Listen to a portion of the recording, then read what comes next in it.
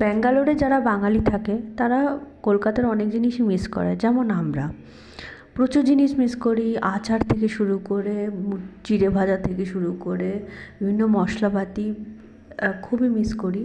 তো একটা দোকানের সন্ধান পেয়েছি, দোকানটার শপটার নাম হচ্ছে কলকাতা 16 আনা। তো সেই শপের সন্ধানই আমরা এখন আজ সেই দিকে রওনা হচ্ছি।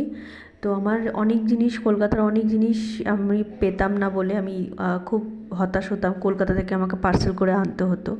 তো আজকে যখন দোকানটা আমি পেয়েছি, তো কিছু কেনাকাটার জন্যই আমি এসেছি।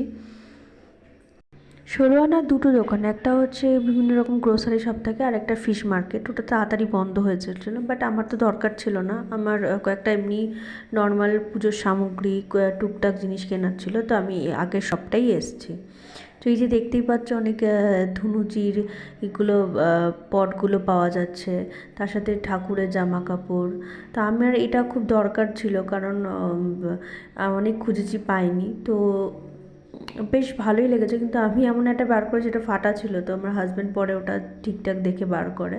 তো যাই হোক, আমি ওটা হাজব্যান্ডকে দেখাতে নিয়ে যাচ্ছিলাম যে ওটা ঠিক আছে কি না। তো ওকে দিয়ে আমি বললাম যে তুমি ফ্রেশ জিনিসটাই বার করে দেখো। তো যাই হোক, আমি তারপরে যাব হচ্ছে বিভিন্ন রকম জায়গায় দেখতে কি কি পাওয়া যায় এখানে। আমার সবথেকে আর একটা আশ্চর্য হলাম দেখে, মানে এতদিন পর কলকাতার যেসব জিনিস কলকাতায় সচরাচর পাওয়া যায়, সেগুলো যখন চোখের সামনে দেখলাম না, দেখে মনে হচ্ছে কলকাতায় ফিরে গেছি। যাই হোক, একটু প্রাইসটা এখানে একটু হাই বলে রাখবো, কারণ কলকাতা থেকে ডাইরেক্ট এখানে আসে, তো সেই জন্য প্রাইসটা হাই রেখেছে ওরা। তো একটু এই যে তিল পাওয়া যাচ্ছে এখানে, সে লক্ষ্মী ঠাকুর, সে লক্ষ্মী পুজোর সময় যে আলপনার কী বলে ওটাকে, আলপনা দেওয়া হয়, সেগুলো। এরকম দুর্গা ঠাকুরের মূর্তিও ছোটো ছোটো পাওয়া যাচ্ছে ঘর সাজানোর জন্য। এই যে দেখতেই পাচ্ছেন আলপনা, আর নিচে যে মুকুট রাখা আছে, বিয়ের সময় যে মুকুট ব্রাইডরা পরে। আই থিঙ্ক, আমার মনে হলো এটা ব্রাইডের জন্য, জানি না এরপরে কি এটা। তো যাই হোক, এই যে এখানে আসন টাসন সব রেখে দিয়েছে ওরা।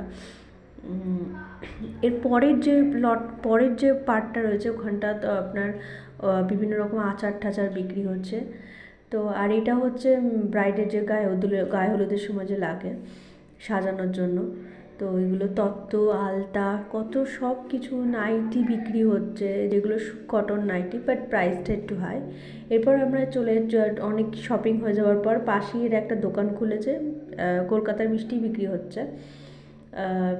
বোঁদে ছিল, গজা ছিল, দই ছিল, সিঙ্গারা ছিল, পাটিসাপটা ছিল।